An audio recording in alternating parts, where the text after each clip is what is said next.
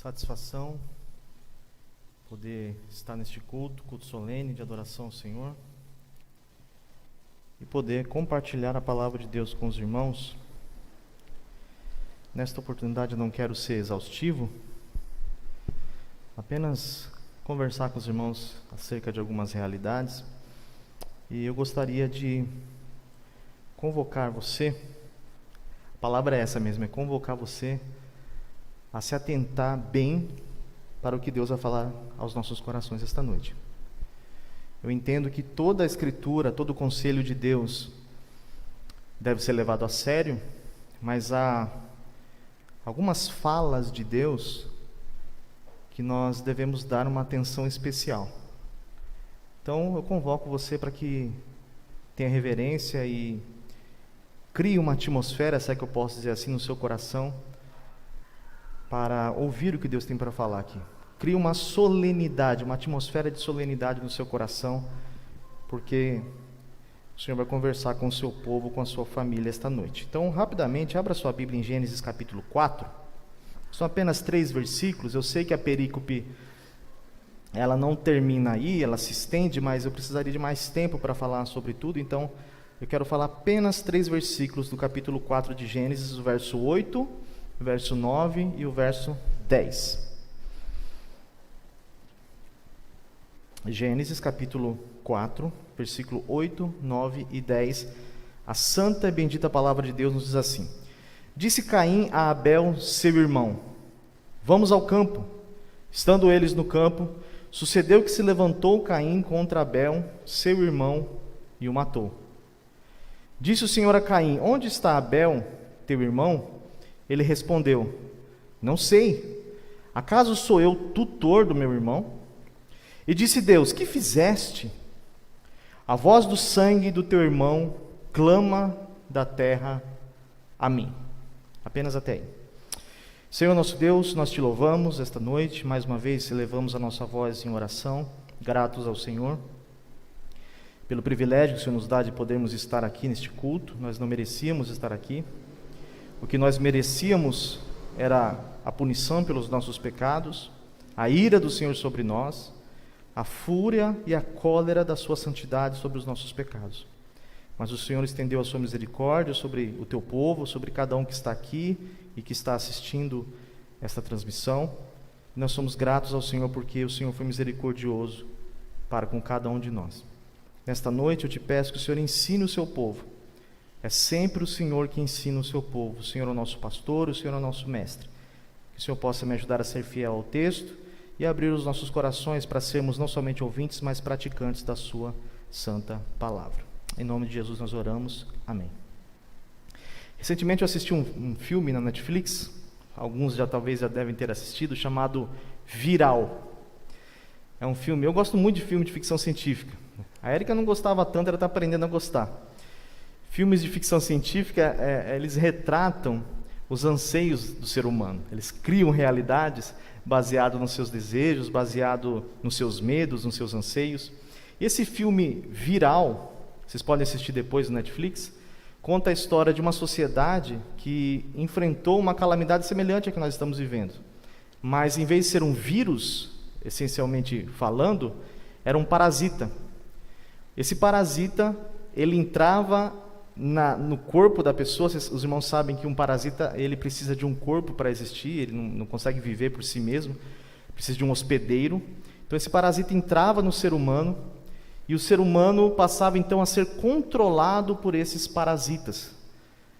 Entrava no cérebro e controlava as ações, os desejos, os sentimentos dessa pessoa, ao modo que a pessoa fazia coisas que talvez ela não faria em outra ocasião. Quando eu estava assistindo esse filme, evidentemente, como todo bom cristão, eu passei a pensar na nossa realidade, no mundo que nós estamos vivendo. Há um parasita nesse mundo. Há o que os teólogos bíblicos chamam de fator parasitário, que é o pecado. Um parasita também entrou na humanidade desde o Jardim do Éden. E esse parasita também muda as disposições do coração, muda os anseios, muda a vontade. E é sobre esta realidade, sobre esse parasita, que eu gostaria de falar com os irmãos aqui rapidamente. Mas antes de entrar no texto e trazer as aplicações para os irmãos aqui, propriamente dito, deixe-me fazer algumas considerações, primeiro sobre o livro de Gênesis e outras sobre o texto que Moisés registrou aqui para nós.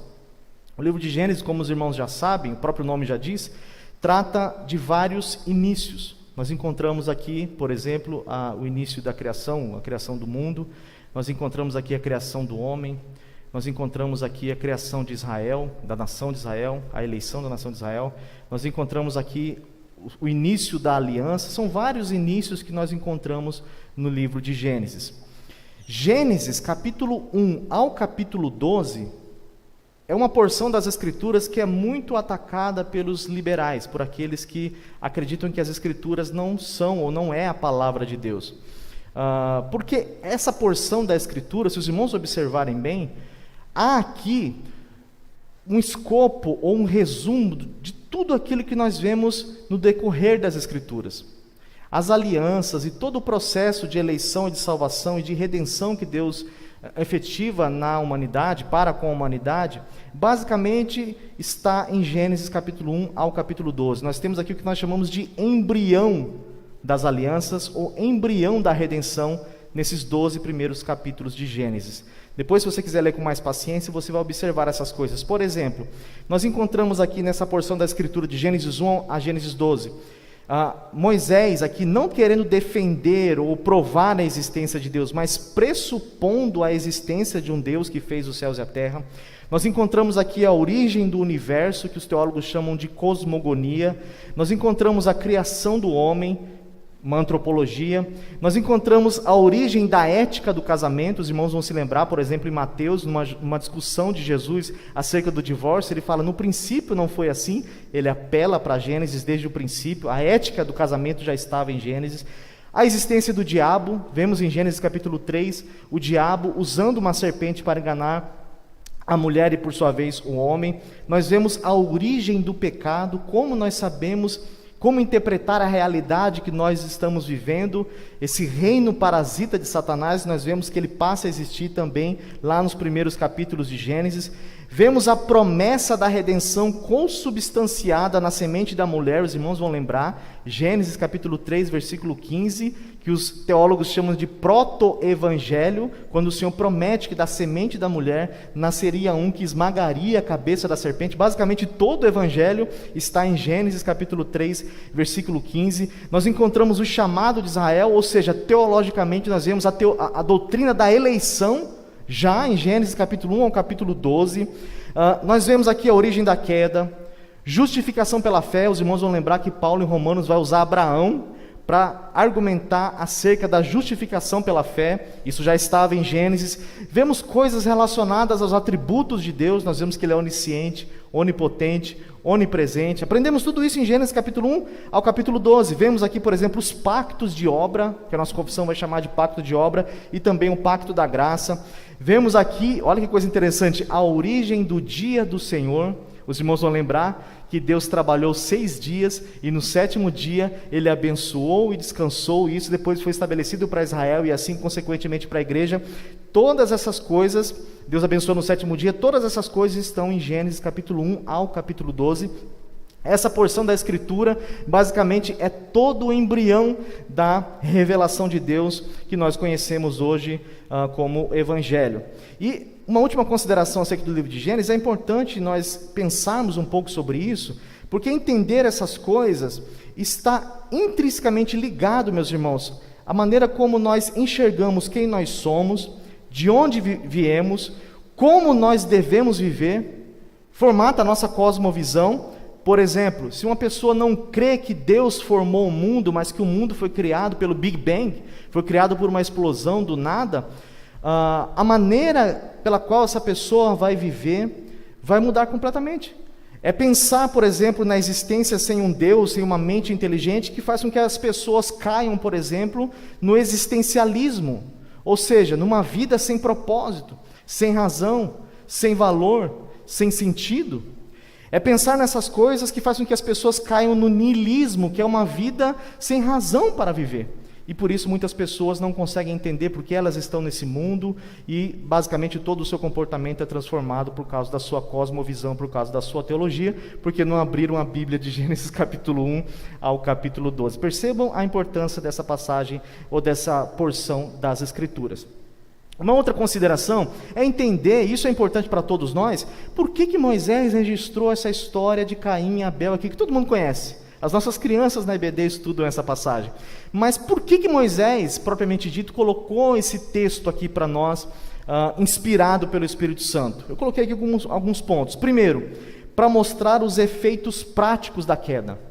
Quando o homem pecou no Jardim do Éden, isso não ficou no aspecto lúdico, isso não ficou no aspecto teórico. Mas a queda, Moisés está nos mostrando, trouxe aqui o homicídio, a morte, ao ponto de um irmão matar o seu próprio irmão. Mostrar aqui também a transmissão do pecado para toda a raça humana. Quando Adão pecou no Jardim do Éden, o pecado e a queda não se limitaram a Adão e Eva, mas os seus filhos também foram atingidos pelo pecado. Esse parasita atingiu toda a humanidade. Moisés também tinha o objetivo de preparar o leitor para a necessidade de um Salvador. Quando ele mostra aqui as consequências do pecado, evidentemente, ele estava com o objetivo no seu coração de mostrar a necessidade de que a semente da mulher viesse para resgatar homens pecadores, como Caim é apresentado nesse texto. Moisés também tinha o objetivo de mostrar alguma coisa a respeito da natureza de Deus. Nesse texto, por exemplo, nós vemos que Deus é justo, que Deus odeia o pecado. Nós vemos que Deus é santo, e Ele não compactua com aquilo que é contrário à sua natureza. Nós vemos alguma coisa aqui de como nós devemos adorá-lo. A Bíblia diz que Abel teve o seu sacrifício aceito, e Caim teve o seu sacrifício rejeitado.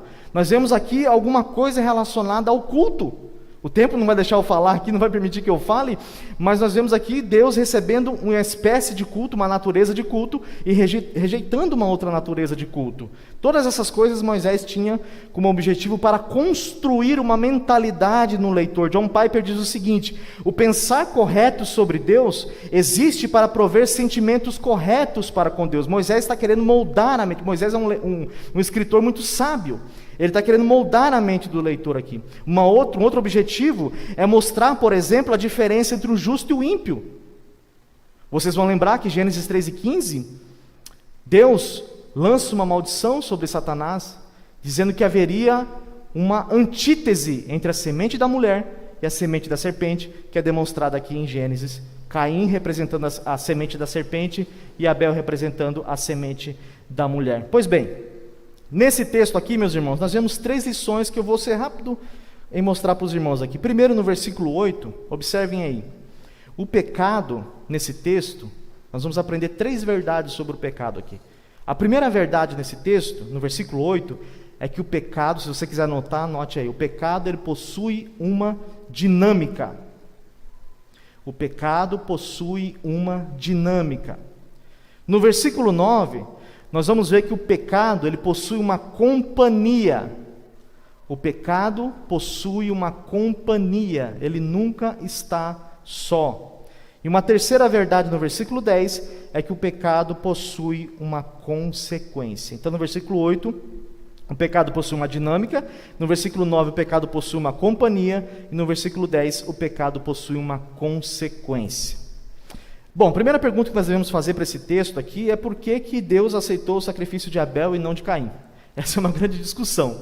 Alguns dizem que o sacrifício de Caim não foi aceito porque ele não ofereceu um animal como Abel ofereceu. Abel trabalhava com o rebanho e Caim com o plantio, ele era agricultor.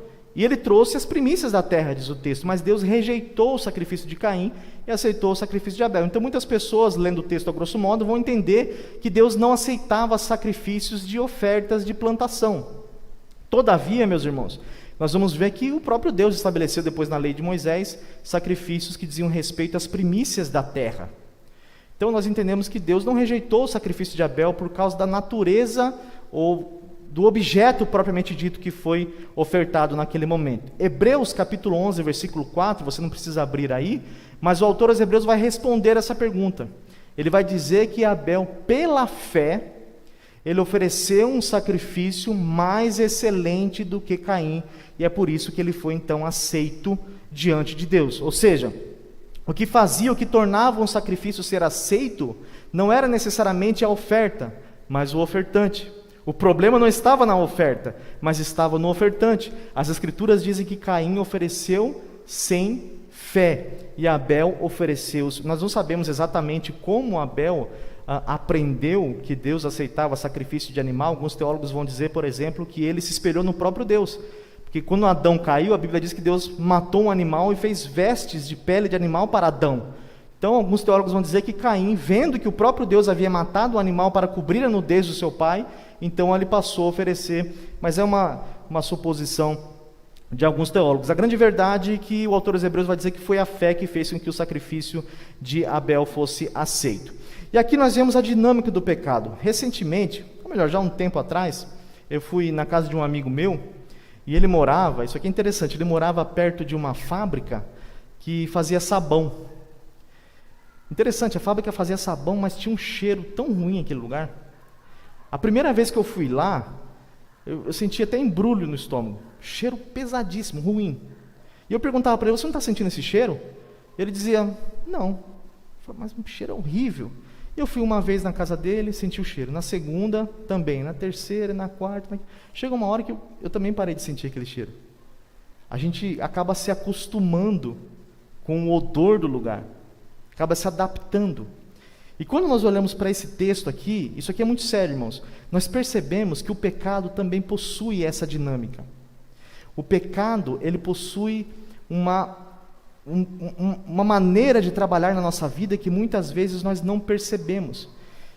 Caim não matou o seu irmão do dia para a noite, como que levantou pela manhã e pensou, hoje eu vou matar o meu irmão. Houve um processo, uma dinâmica do pecado trabalhando na vida de Caim. Os irmãos vão observar que esse texto aqui, se você olhar aí, tem pelo menos 5 vezes, Moisés, ele não faz isso à toa, ele cita 5 vezes seu irmão. Olha lá, diz Caim a Abel, seu irmão. Depois, ainda no versículo 8, seu irmão. No versículo 9, tem mais uma vez. No versículo 10 tem mais 2 vezes. Seu irmão, seu irmão, meu irmão. Por que Moisés faz isso? Moisés tem um objetivo aqui de mostrar a gravidade e a odiosidade do pecado de Caim matando o seu próprio irmão. O objetivo dele é mostrar que Caim não estava matando qualquer um. Ele estava matando o seu próprio irmão. Eu não sei se os irmãos conhecem, mas o nosso catecismo maior, na pergunta 150 e 151, ela vai tratar a respeito de pecados que são mais odiosos do que outros. Vocês já devem ter ouvido algumas pessoas dizerem assim, não existe pecadinho e pecadão. Já ouviram isso? Não existe pecadinho e pecadão, tudo é pecado. Isso não é verdade, irmãos. Há pecados que são maiores do que outros. O próprio Jesus disse isso acerca de Judas, quando ele estava diante de Pilatos, ele disse para Pilatos, você faz o que você está fazendo porque Deus te deu autoridade. Se Deus não tivesse dado autoridade para você, você não estaria fazendo isso. Mas aquele que me entregou a ti, Jesus disse, maior pecado tem, se referindo a Judas. O nosso catecismo maior vai dizer que existem certas circunstâncias que são agravantes de pecado. Por exemplo, você pecar contra um presbítero da igreja. Você pecar no dia do Senhor, no domingo. Você pecar dentro do templo. Você ofender uma pessoa mais velha do que você. Ou por você pecar na condição de presbítero. O apóstolo Tiago vai dizer isso, não queiram ser mestres, porque os mestres, eles incorrem maior juízo do que outras pessoas. Quando Moisés fala que Caim estava matando o seu irmão, ele estava dizendo que não era um pecado qualquer, era um pecado extremamente odioso. E se vocês observarem, ele ainda diz assim, vamos ao campo. Indica uma premeditação de Caim, ele estava planejando aquele assassinato, aquele homicídio. Quando ele viu que Deus aceitou o sacrifício do seu irmão e não dele, as Escrituras vão dizer que o coração de Caim se encheu de ira e inveja. Está no versículo 4 e versículo 5. A palavra ira aí é charar, quer dizer se inflamar, queimar, ficar furioso. Ele ficou nervoso porque Deus recebeu o sacrifício do seu irmão e não recebeu o seu. Além de ira, diz as Escrituras que caiu o semblante de Caim. Cair o semblante aqui no hebraico original traz a ideia de ficar emburrado, abatido. Ele ficou bravo porque o irmão dele foi recebido diante de Deus, e ele não. A King James traduz a expressão cair o semblante do seguinte modo, olha que coisa interessante. A King James traduz assim: seu semblante assumiu uma expressão maligna. Isso me fez lembrar, por exemplo, o texto de 1 João 3:12, que diz que Caim era do maligno. Caim era do maligno. O próprio João diz isso. Mas o que eu quero chamar a atenção para esse primeiro ponto, para os irmãos aqui, é que o pecado de Caim começou com um sentimento, uma simples inveja. Um pecado tão sério, presbítero Marcos, de homicídio, começou com uma disposição do coração. O próprio Jesus nos ensina, irmãos, que um exemplo que eu vou dar para os irmãos numa fala de Jesus, que os nossos pecados, eles procedem de disposições do coração. O adultério, ele não é somente quando um homem se deita com uma mulher que não lhe pertence. O adultério é quando um homem ou uma mulher apenas deseja no seu coração outra pessoa. É uma disposição do coração. E às vezes, eu acho interessante essas coisas, você deve ter observado isso na vida dos irmãos, a gente acha que quando nós estamos diante do pecado, nós podemos dominá-lo. Nós brincamos de tal forma com o pecado, uma coisa tão séria como Moisés está mostrando nesse texto, e a gente se envolve, a gente brinca com o pecado, acreditando que nós temos poder para dominá-lo. Tem outro filme no Netflix, fazendo propaganda aqui do Netflix, né? Chamado A Menina e o Leão. Já assistiram esse filme? Crente é assim, tudo que ele assiste, ele vê sermão, né? Vê teologia. Mas eu assistindo esse filme, conta a história de uma garotinha que morava na África e ela ganhou um leãozinho do seu pai. Irmão, a coisa mais fofinha. Dá vontade de apertar. Gugu Dadá. Fofinho. E ela cuidava do leãozinho, dava mamadeira. E o leão foi crescendo. Foi crescendo. Um dia o leão já deu aquela avançadinha, aquela mordida. Aí o pai falou, não, tem que ficar lá de fora. E a menina gostava tanto do leão. Não, pai, brigou com o pai. E o leão foi crescendo, ficou, os irmãos sabem como é que é. Um leão é um bicho enorme. E isso trouxe vários problemas para a família. Não vou contar o final do filme para não perder a graça, né? Mas a grande verdade, eu vendo esse filme, lembrei, pensando comigo, é isso que nós fazemos com o pecado. A gente acha ele bonitinho. Nós acreditamos que nós podemos dominá-lo, irmãos. Então a gente flerta, brinca e pensa, até aqui eu consigo. Até aqui eu domino. E quando a gente vai ver, nós pecamos e pecamos contra o Senhor. O pecado, ele é filho da cobiça. Abra sua Bíblia comigo aí. Tiago 1, nós vamos ler o verso 13 ao 15.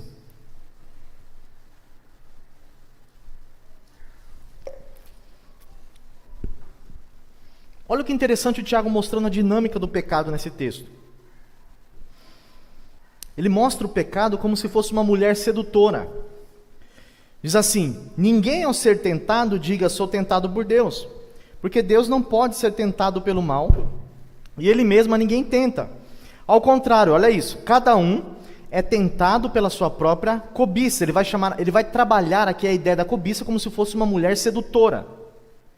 Quando esta o atrai e o seduz, há um processo de convencimento aqui, então a cobiça, depois de haver concebido a ideia de Tiago aqui, é que a cobiça engravida. Quem concebe é uma mulher. O pecado concebe e a cobiça concebe e dá a luz ao pecado.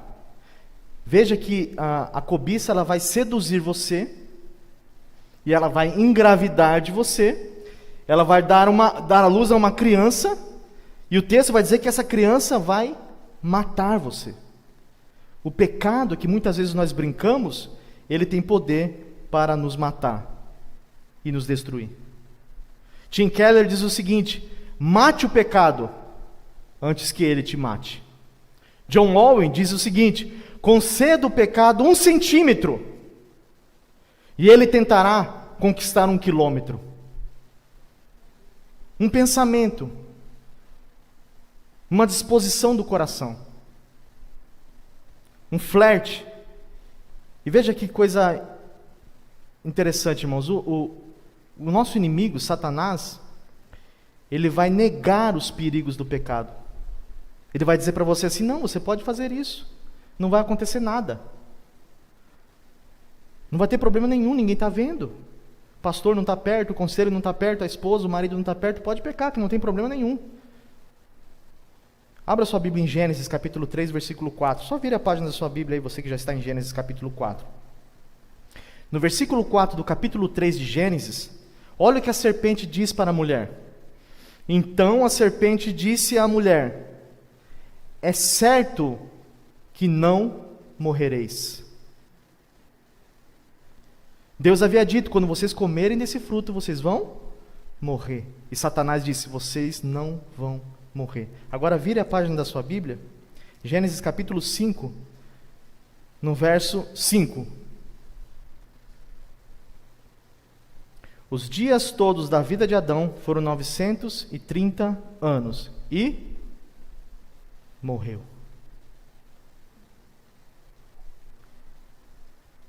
O pecado, ele vai mentir para você. Satanás vai se aproveitar disso.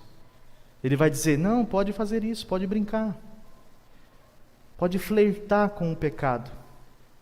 São só palavras, são só olhares, é apenas um toque, é apenas um passo, é apenas um gole, é apenas um clique, é apenas, enfim, um contato pequeno. E quando você perceber, Satanás terá dominado a sua vida, a sua família, e a sua vida cristã vai estar destruída. Essa é a primeira lição que nós aprendemos aqui. A segunda delas é que o pecado possui uma companhia. Eu estava na casa da minha mãe com um colega, hoje pastor. Ele estava com a filhinha dele. Na época eu tinha uma cachorrinha, e a filhinha dele foi brincar com a cachorrinha e machucou o cachorro. Acho que beliscou a cachorra, gritou, saiu chorando, sei lá. E o pai ficou constrangido porque a menina machucou minha cachorra, né? E aí o pai foi brigar com a criança, falou: por que você fez isso? Machucou a cachorrinha. E a criancinha falou: não fui eu, pai. Eu não fiz isso. Mas todo mundo tinha visto, Gabriel, o que ela havia feito aqui. Todo mundo viu. E ela falou: não fui eu. Aí o pai falou assim: como assim? Filha, foi você que fez aquilo? Pai, não fui eu. Aí perguntou pela terceira vez: filha, vou te dar mais uma chance. Foi você que bateu no cachorro? Pai, não fui eu. Ela falava com uma certeza que eu estava quase acreditando. Eu falei: eu acho que criei essa realidade na minha cabeça aqui. Aí ele perguntou pela última vez, falou: filha, olha, se você não falar a verdade, você vai apanhar. Ela olhou para a cara do pai: não fui eu. Eu falei: meu Deus, o pecado, preste atenção, nunca está sozinho. O pecador, para sustentar o pecado dele, irmãos, para manter a vida de pecado, e para não ter que lidar com a confissão, porque o próprio Deus confrontou Caim. O que Caim disse aí? Ele perguntou: Caim, onde está Abel, teu irmão? Você acha que Deus não sabia onde estava Abel? Deus sabia onde estava Abel. Ele perguntou para Adão a mesma coisa: Adão, onde estás? Essa passagem mostra a graça e a misericórdia de Deus, e ainda dá oportunidade para o pecador confessar o seu pecado, ir até Deus e dizer: Deus, eu pequei. Onde você está? O que você fez com o seu irmão? Calvino vai chamar isso de linguagem de acomodação. É Deus tentando se relacionar com o homem como um ser pessoal. E o que Caim diz, irmãos? Eu não sei. Você acha que Caim não sabia que Deus sabia? Olha a seriedade disso aqui, irmãos. Meus queridos irmãos, olha a seriedade disso aqui. O pecador, para manter a sua vida de pecado, ele precisa anexar o seu pecado que ele já está cometendo à mentira. Ele mente para manter a sua vida de aparência. Se os irmãos observarem, é uma gradação aqui. O orgulho de Caim virou ira, virou inveja, que virou homicídio, e por sua vez virou uma mentira contra Deus. Davi mentiu, Adão mentiu. E você pode pensar, isso são coisas do Antigo Testamento, mas lembre-se de Ananias e Safira, quando entraram diante do apóstolo Pedro, com a sua oferta, com parte da sua oferta, porque eles tomaram para si parte da sua oferta. As Escrituras dizem que Pedro olhou para eles e falou assim: por que vocês mentiram contra o Espírito Santo? Vocês não mentiram contra o homem, vocês mentiram contra Deus. E a Bíblia diz que eles caíram mortos dentro da igreja.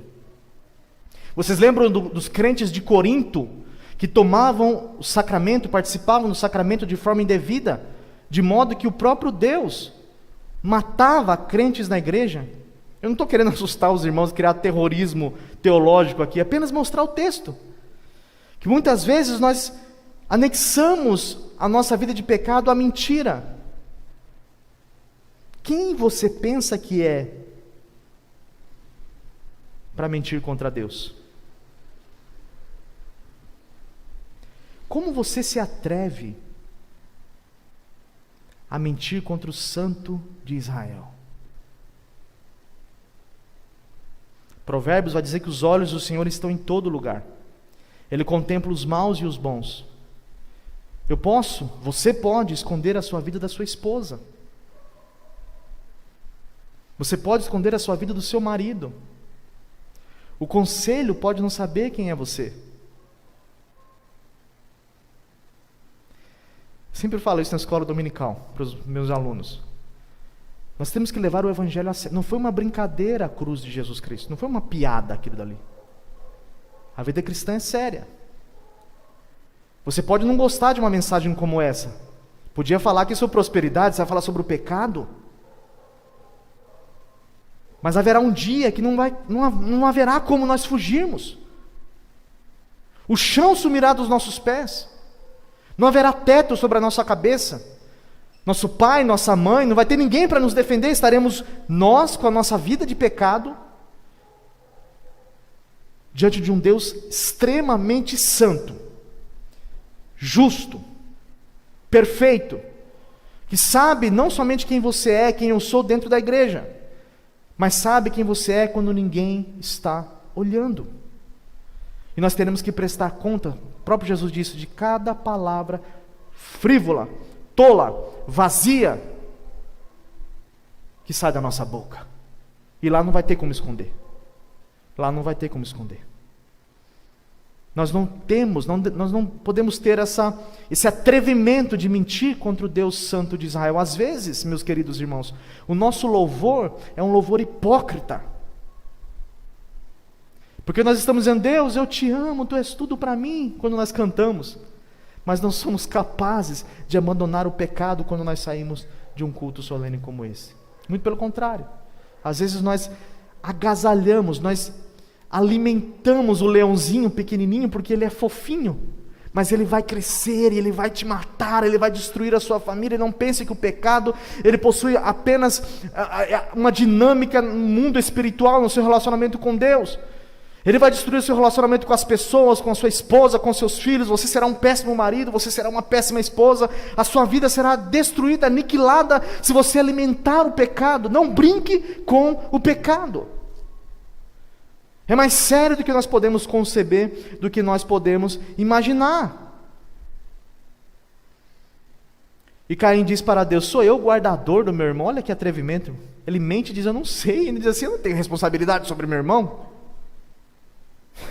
A palavra guardar aqui, guardador ou tutor do meu irmão, é vigiar, observar, prestar atenção, ter a incumbência, a responsabilidade de cuidar de alguém. Você acha que você tem responsabilidade sobre alguém? A gente pode pensar assim: mas eu nunca vou matar ninguém, Bruno, isso é coisa que nunca vai acontecer na minha vida. Eu nunca vou ter a coragem de colocar uma faca em alguém ou atirar em alguém. Talvez sim, agora. Mas se você continuar alimentando o pecado, você é capaz de fazer as coisas mais abomináveis e terríveis que o ser humano pode fazer. O pecado, ele possui essa dinâmica. E o apóstolo João vai dizer ainda sobre isso, ainda usando o exemplo de Caim, que nós podemos não tirar a vida de uma pessoa, mas nós somos assassinos também, quando nós ferimos o nosso irmão, quando nós não amamos o nosso irmão. Disposições do coração. Jesus disse que é daqui que procedem todas as saídas da vida. E terceiro, irmãos, o pecado ele possui uma consequência. Tem um livro do MacArthur chamado Sociedade Sem Pecado, um livro muito bom, que fala exatamente sobre a situação do momento em que nós vivemos na sociedade. É uma sociedade que não sabe lidar com a culpa. Os sermões, se vocês forem observar, são terapêuticos, são de autoajuda. O pregador tem que fazer as pessoas se sentirem bem na igreja, o pastor, a liderança da igreja tem que fazer as pessoas se sentirem bem. Você não pode mais confrontar ninguém com a Escritura, porque o ser humano da pós-modernidade, ele não sabe lidar com a culpa.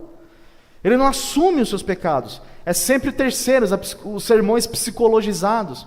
A culpa não é sua, você é vítima porque seu pai te criou assim, porque a sua mãe te criou assim, ou por causa da sociedade, enfim. A culpa nunca é da pessoa. O cristianismo não é isso, o cristianismo diz a culpa é sua e você precisa se arrepender. Esse texto nos mostra que o pecado possui uma consequência. Deus pergunta para Caim no versículo 10, o que você fez? O que fizeste? É como se Deus estivesse dizendo assim, você está louco?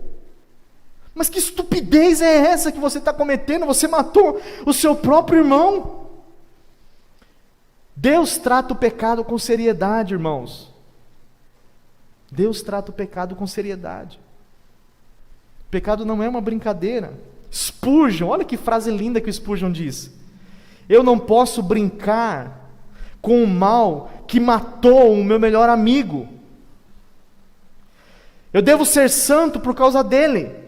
Como eu posso viver em pecado quando ele morreu para me salvar dele?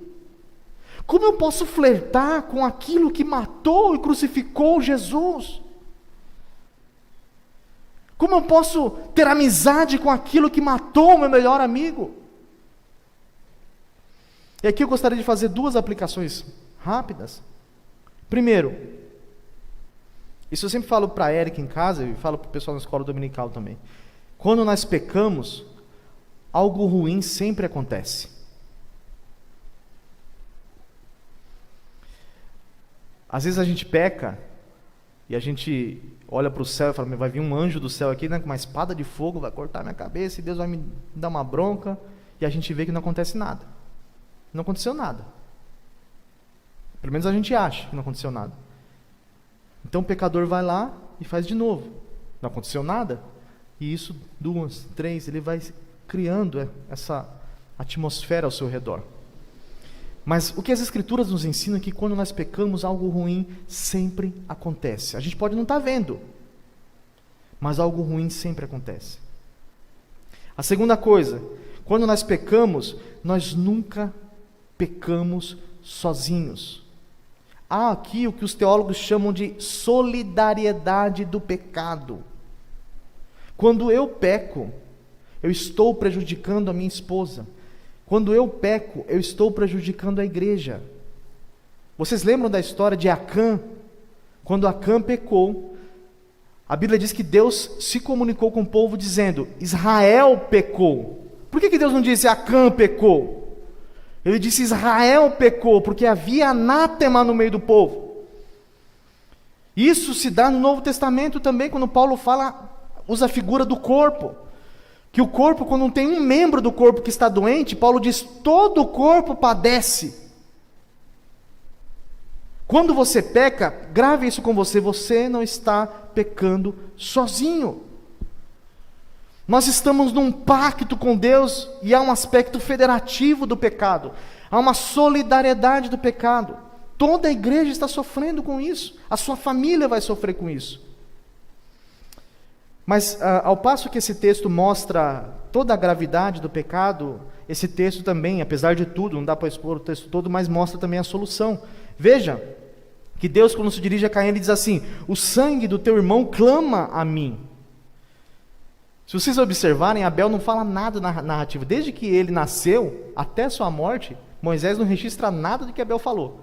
Ele não fala nada, mas o sangue dele fala. Depois que morre, o sangue dele fala. Em Tiago, capítulo 5, versículo 4, Apocalipse 6 e 10, fala também acerca de justos que morreram e o sangue deles clamava. A ideia aqui é que o sangue de Abel clamava por justiça, porque ele era um homem justo que havia morrido inocentemente. E essa passagem aqui está apontando para o Salvador. O apóstolo ou o escritor que escreveu Hebreus, ele vai fazer uma conexão com isso. Abra sua Bíblia em Hebreus capítulo 12, nós vamos ler do verso 18 ao verso 25. Hebreus capítulo 12, verso 18 ao verso 25.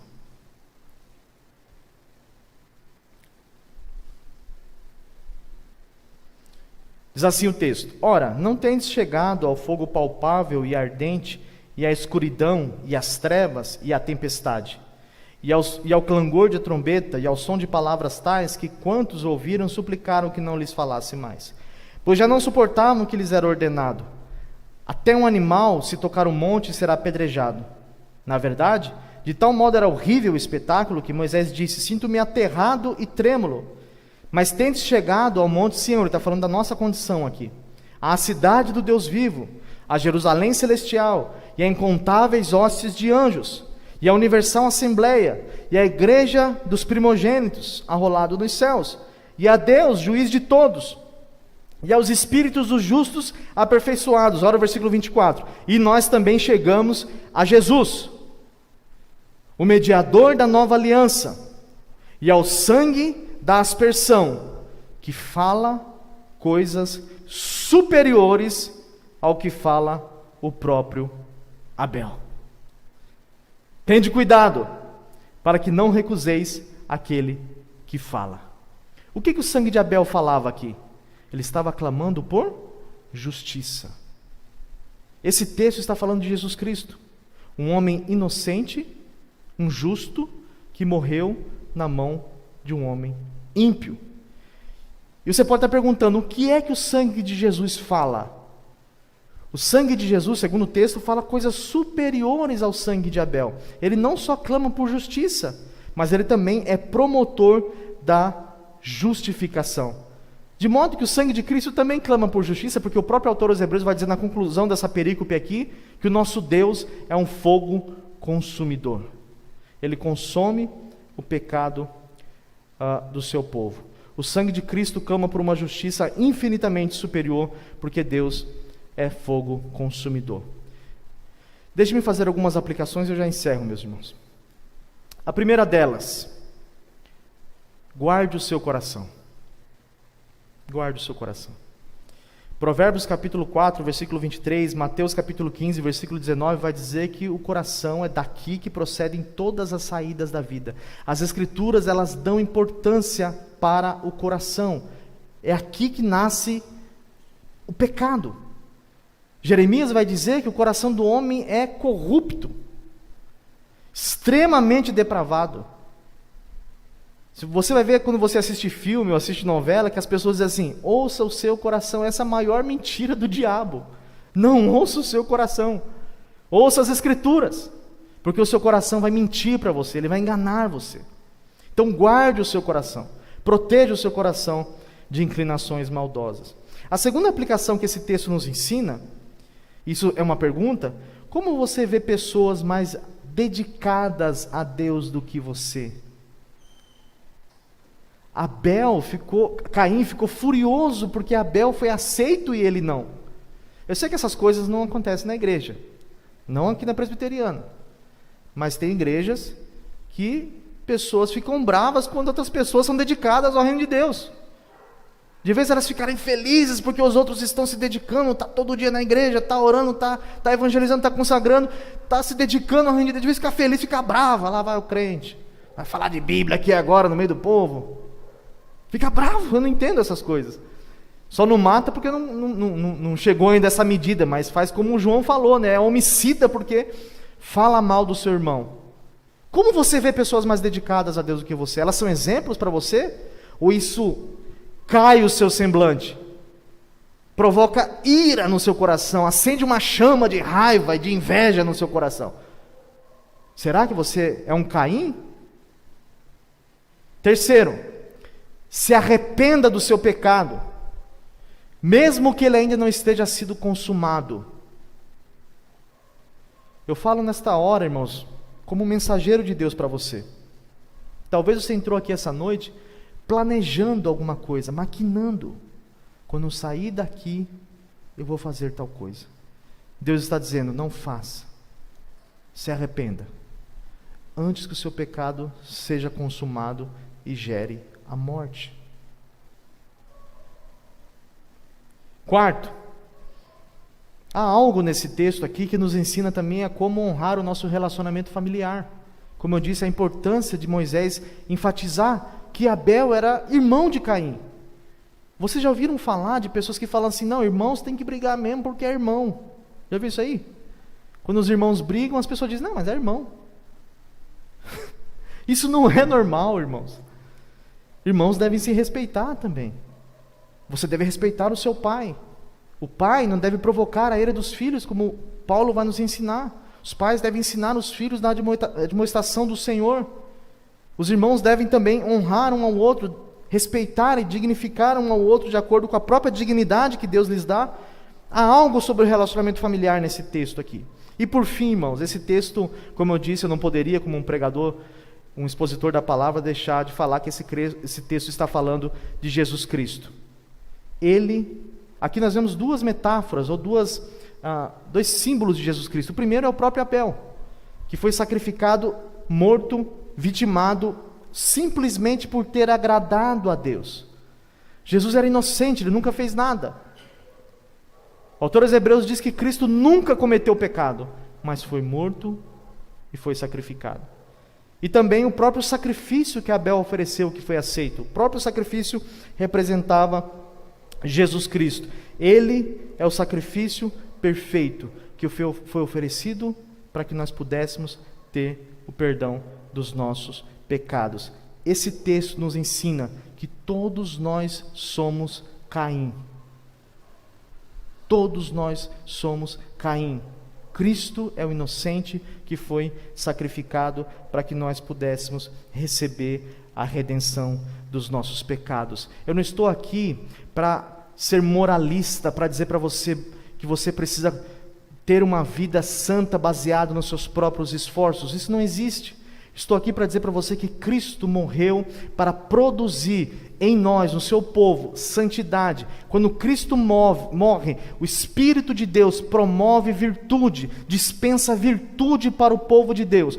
O crente que creu em Jesus Cristo de fato, e é a habitação do Espírito Santo, ele recebe poder para abandonar o pecado, ele recebe virtude para dizer não para o pecado e para viver uma vida santa, piedosa diante de Deus. Se você não consegue abandonar a prática e a vida de pecado, talvez você ainda não tenha crido de fato no sacrifício perfeito que Jesus efetuou e efetivou na cruz do Calvário. A morte de Cristo, é isso que a Escritura diz, não são palavras minhas. Ela produz santidade. Aqueles que Ele justifica, Deus também santifica e em breve glorificará para habitar e morar na eternidade. Curve a sua cabeça. Pai Santo, nós louvamos o Teu nome. Sabemos, Senhor, que o pecado é algo muito sério, Senhor. E foi para resolver essa antítese que o Senhor morreu na cruz. Nós sabemos, Senhor, que pelos nossos próprios méritos e pelo nosso próprio esforço, nós não conseguimos, Senhor, ter uma vida que seja agradável ao Senhor. Mas nós sabemos que o Teu Espírito pode transformar corações. Nós pedimos, Senhor, eu peço, suplico, que o Senhor transforme o meu coração. Que o Senhor transforme o coração da Tua igreja, o coração dos jovens, dos moços, das moças, dos idosos da nossa igreja, dos homens, das mulheres, das crianças, que todos nós, o Teu povo, sejamos tocados, transformados, mudados pelo poder do seu Santo Espírito. Senhor, nos ajuda a detectar, ó Deus, pequenas inclinações do nosso coração. Às vezes um pequeno sentimento, às vezes um pequeno desejo, Senhor, que pode ser amanhã algo extremamente perigoso, que pode destruir a nossa vida cristã e a nossa vida como um todo, Senhor. Perdoa os nossos pecados, perdoa as nossas faltas e nos ajuda a servir o Senhor de forma agradável. Essa é a nossa oração, nós fazemos em nome de Jesus. Amém e amém. Deus abençoe, meus irmãos.